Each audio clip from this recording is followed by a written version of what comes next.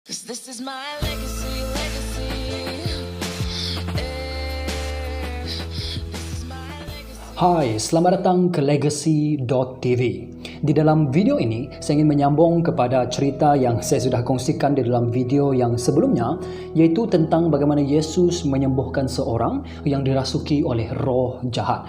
Dan ini ialah bahagian kedua, dan kalau kamu belum lagi menonton bahagian yang pertama, saya sarankan kamu pergi menonton. Okey, mari kita sambung di mana kita telah tinggalkan daripada ayat ke-11 hingga ayat ke-17, iaitu daripada Markus bab yang kelima. Mari kita bacakan daripada AVB Alkitab versi Borneo.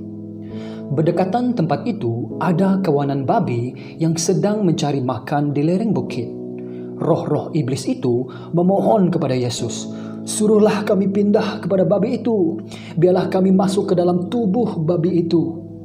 Yesus bersetuju. Lalu roh-roh jahat itu keluar dan masuk ke dalam tubuh kawanan babi itu. Kesemua babi itu, kira-kira 2,000 ekor, terjun dari tepi curunan ke dalam laut lalu mati lemas. Penjaga-penjaga babi itu lari lalu menyebarkan berita itu di bandar dan di desa. Para penduduk pun keluar hendak melihat apa yang telah terjadi. Mereka menghampiri Yesus lalu melihat orang yang tadinya dirasuk legion daripada roh iblis itu kini duduk diam, sudah berpakaian dan ternyata siuman. Mereka semua pun ketakutan. Semua yang telah menyaksikan kejadian itu menceritakan segala-galanya tentang orang yang kerasukan roh iblis dan kawanan babi itu. Oleh itu, mereka meminta Yesus meninggalkan daerah itu. Wow, agak dramatik cerita ini ya. Mari kita lihat bagaimana kalau kita lihat roh-roh jahat ini, dia telah merasuki seorang manusia. Dan kita melihat salah satu karakter roh-roh jahat, yaitu ia memerlukan tubuh ataupun host untuk dia memanifestasi. Pilihan yang pertama ialah manusia, dan pilihan yang kedua ialah binatang ataupun haiwan, dan mungkin juga ianya boleh merasuki pokok-pokok ataupun batu-batu. Kalau kita lihat bagaimana orang menyembah berhala-berhala, pada pendapat saya itu disebabkan oleh pengaruh roh-roh jahat. Tetapi the first choice mereka ialah manusia, dan selepas itu haiwan. Jadi padanlah kita melihat bagaimana roh-roh jahat ini yang dipanggil sebagai satu kumpulan, yang dipanggil sebagai legion, mereka mahu Yesus mengutus mereka, menghantar mereka. Mereka sangat-sangat takut kepada Yesus, dan Yesus bersetuju dengan menghantar mereka untuk pergi merasuki babi-babi, dan babi-babi itu terus terjun ke dalam laut dan mati lemas. Dikatakan lebih kurang ataupun kira-kira 2,000 ekor. Dan kamu harus paham yang walaupun babi-babi itu mati, roh-roh tidak akan mati. Itu adalah kenyataan, roh tidak boleh mati. Jadi ianya bukan cerita tentang bagaimana adakah roh itu akan mati ataupun dan sebagainya. The main point cerita ini, jangan kita hilang fokus. The main point cerita ini ialah ingin menerangkan kepada kita betapa besarnya nilai seorang manusia berbanding dengan haiwan. Ini tidak bermaksud haiwan tidak penting, ini tidak bermaksud babi tidak penting, tetapi kalau dibandingkan dengan nilai manusia, kita lebih berharga daripada apa yang ada di dunia ini. Oleh itu Tuhan sangat-sangat mencintai dan mengasihi manusia, dan oleh itu kalau kamu mengenali Tuhan, datang kepadanya. Okey, ada 3 sebab kenapa mereka takut kepada Yesus, dan itu persoalan yang saya ingin fokuskan di dalam video ini. 3 sebab kenapa mereka takut kepada Yesus. Yang pertama, mereka hanya fokus tentang kerugian. Dan sepatutnya kalau kita lihat, sepatutnya respon mereka ialah sukacita. Apabila mereka sudah mengenali orang ini, orang yang dirasuki oleh roh jahat ini, dia mencederakan tubuhnya, dia berjalan-jalan di kawasan kubur dan menjerit-jerit dan sebagainya. Apabila mereka melihat orang ini sembuh, respon yang sepatutnya yang mereka harus responi ialah sukacita, karena orang ini sudah dilepaskan daripada roh-roh jahat. Tetapi respon mereka berbeza. Daripada sukacita, respon mereka menjadi takut kepada Yesus. Dan oleh itu saya melihat fokus mereka bukan kepada orang ini, tetapi fokus mereka tentang kerugian mereka. Kita juga kadang-kadang kita sendiri apabila kita berfikir, saya pernah mendengar orang berkata bahwa kalau dia committed dengan Yesus Kristus, mungkin dia akan rugi, mungkin impian dia, mungkin berlainan dengan keinginan Tuhan, ataupun keinginan dagingnya sangat-sangat berbeza dengan keinginan Tuhan, dan juga mungkin dia masih lagi ingin hidup di dalam dosa. Oleh itu orang tidak mau committed dengan Yesus. Orang ini seperti orang yang respon pada Yesus, mereka takut tentang kerugian yang mereka ada. Kalau kamu ingin mengikuti Yesus Kristus, jangan takut rugi. Terus mengikuti Yesus. Kesetiaan kamu pasti akan diberkati oleh Tuhan. Kalau tidak secara material, tetapi yang paling pasti secara rohani, kamu akan beroleh sukacita Tuhan. Jadi jangan takut kerugian seperti mereka ini. Yang kedua yang saya perhatikan, mereka takut disebabkan mereka enggan mencari penjelasan. Mereka enggan mencari penjelasan. Mereka tidak tanya siapa Yesus. Mereka hanya mendengar daripada cerita-cerita orang bagaimana Yesus menyembuhkan orang ini dan bagaimana keadaan babi itu terjun ke dalam laut dan mati lemas. Itu yang mereka fokus, dan mereka enggan mencari penjelasan. Mereka tidak bertanya siapa Yesus. Mereka hanya melihat kesan yang terjadi.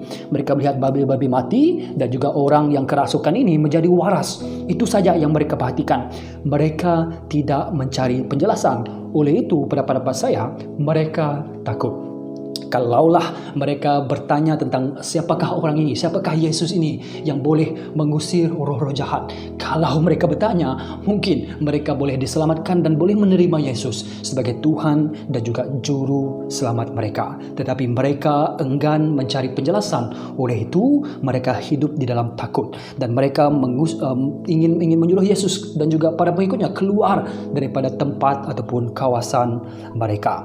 Begini, pada masa sekarang juga orang ramai takut mengenali siapa Yesus yang sebenarnya. Oleh itu, ramai orang yang belum mengenali Yesus, mereka takut mendengar hal yang sebenar tentang Yesus. Oleh itu mereka mendengar tentang khotbah daripada orang-orang yang mereka sendiri sudah ada di dalam hati mereka. Mereka sudah bersetuju tentang Yesus sebenarnya hanya nabi biasa. Yesus hanya manusia. Oh, orang Kristen ini yang menjadikan Yesus sebagai Tuhan, yang menjadikan anak manusia. Oh, ini adalah konspirasi, inilah agenda Kristen. Tidak. Sepatutnya kamu mencari penjelasan tentang siapa Yesus yang sebenarnya. Bermula dengan firman Tuhan. Baca dalam Perjanjian Baru tentang Yesus, karakter dia, dan juga siapa dia yang sebenarnya. Dari situ, kamu boleh mengenali dia dengan lebih dekat lagi, dan kamu tidak akan lagi hidup dalam ketakutan. Takut orang Kristen akan menjadikan kamu begini, begitu, dan sebagainya. Jangan hidup dalam takut. Cari penjelasan. Jangan jadi seperti orang pada masa ini yang kita perhatikan dan petikan ini. Mereka enggan mencari penjelasan. Oleh itu, mereka takut. Dan yang ketiga, mereka takut kerana mereka tidak faham erti kekudusan yang sebenar. Mereka tidak faham apakah dimaksudkan dengan kekudusan yang sebenar. Oleh kerana kita melihat mereka mendengar tentang cerita Yesus dan mereka melihat, oh, Yesus mengusir roh jahat. Dan mungkinkah mereka hidup di dalam dosa. Oleh itu apabila mereka melihat kesucian Yesus Kristus, mereka takut. Bagaimana saya tahu kemungkinan mungkin mereka hidup dalam dosa? Itu tidak ada dinyatakan di dalam Alkitab, tetapi ini pandangan saya. Begini, kalau mereka tidak hidup dalam dosa, kalau mereka benar, pasti mereka menerima Yesus. Sebagaimana dengan yang cerita-cerita yang lain, bagaimana orang yang desperate ingin datang kepada Yesus, mereka menerima Yesus, mereka perlukan Yesus. Tetapi kerana mereka tidak mahu tahu siapakah Yesus sebenarnya, dan mereka tidak mengenal apakah artinya kekudusan yang sebenar, dan juga mereka hidup di dalam dosa. Oleh itu mereka tidak mahu Yesus berada di kawasan mereka. Kalau kita lihat di dalam Lukas bab yang kelima ayat ke-8, bagaimana respon Petrus pada mula-mulanya. Begini, apabila Simon Petrus melihat apa yang telah berlaku, dia berlutut di hadapan Yesus dan berkata, Tinggalkan hamba, ya Tuhan, kerana hamba seorang yang berdosa.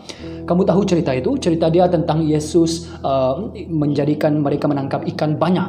Tetapi ianya tidak ada tentang bagaimana Yesus mengatakan diri dia seorang yang suci ataupun kudus. Tetapi respon Petrus pada masa itu menunjukkan kepada kita bahawa di hadapan Yesus, dia merasakan diri dia berdosa. Oleh itu mungkin ini respon orang pada masa itu. Dan mereka tidak faham erti kekudusan yang sebenar.